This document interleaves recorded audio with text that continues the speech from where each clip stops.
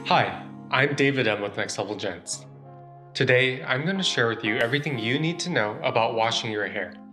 I'll cover shampoo, conditioner, how to properly dry your hair, and what to do if you have a shaved head.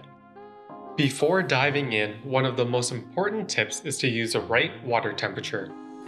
Lukewarm water is the best for keeping your hair healthy. I know hot water is more comfortable and relaxing, but be sure to use lukewarm water to protect your hair.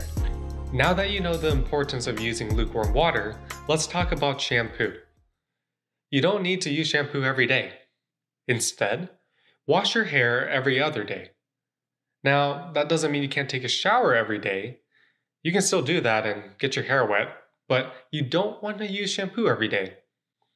In fact, it's best not to get your hair wet every day unless you're sweaty from working out or using hair products. In that case, just rinse it out.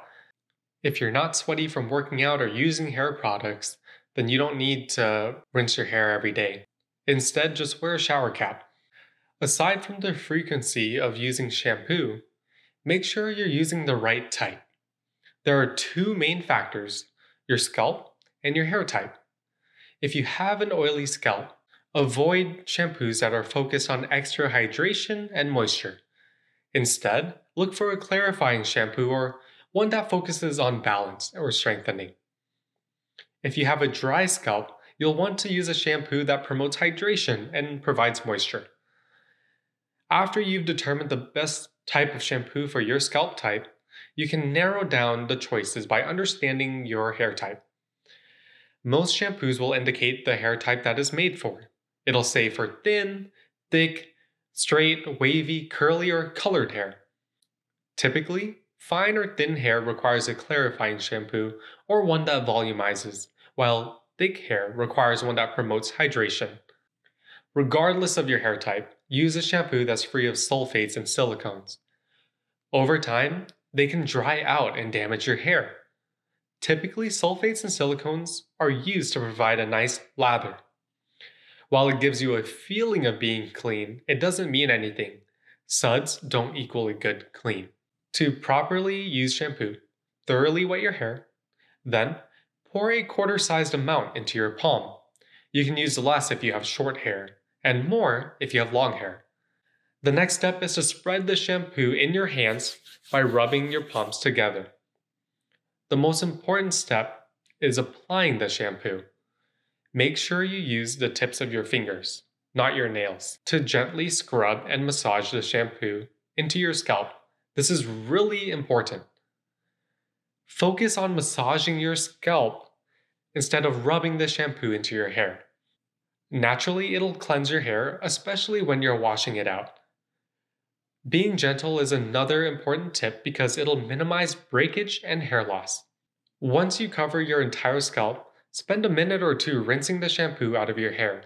Be thorough because leaving shampoo in your hair leads to scalp buildup and it can dry out your hair. After rinsing your hair, you'll be ready for a conditioner. The American Academy of Dermatology Association recommends that anytime you use shampoo, be sure to follow it up with a conditioner. You can even use a conditioner every day, even when you're not using shampoo. Conditioner is an essential hair product because it protects your hair shafts from damage. While shampoo cleans your hair, it also leads to dryness. That's why conditioner is important. It'll moisturize, hydrate, and soften your hair. When you're applying conditioner, be gentle. Instead of massaging the conditioner into your scalp like shampoo, focus on covering the ends of your hair. You can even use a comb to help evenly spread the conditioner. Once you've applied the conditioner to your hair, let it sit for 2 minutes. Some conditioners require more time, so check the label for product-specific instructions. After letting the conditioner sit, rinse your hair and finish up your shower. Now, you're ready for the final step, which is drying your hair. Actually, before getting into drying your hair properly, if you have long hair, wring it out before you get out of the shower. Otherwise, your hair will take longer to dry and you'll be dripping water everywhere. Once you get out of the shower, use a towel and gently pat your hair until it's almost dry. Then, blow dry it on the lowest heat setting about 6 inches away from your hair. While you're blow drying it, just keep it moving. to prevent hair damage. If you don't have a hair dryer, use a towel to pat your hair until it's dry. Remember, be gentle. I'd encourage you to get a hair dryer because it allows you to thoroughly and safely dry your hair. With a hair dryer, never use a high heat setting because it can damage your hair. Instead, use the lowest heat setting possible. It's also important to make sure you keep the hair dryer about 6 inches away from your hair and move it back and forth so it's not focused on one spot the entire time. Now, what if you have a shaved head? Even without hair, oil and dirt builds up on your scalp. Caring for a shaved head is easy. Use a dime-sized amount of shampoo 2 to 3 times a week, and every day, use a moisturizing conditioner made for shaved heads. After you shower, gently pat your head dry with a towel. It's also important to moisturize your head and apply sunscreen if you're going outside. In closing, learning how to properly wash your hair is essential. It will lead to healthier and better looking hair. You'll also minimize hair loss. Moving forward, use shampoo every other day or every few days. Use conditioner every day and be gentle when you're drying your hair. With that said, thank you so much for watching, and I'll see you next time.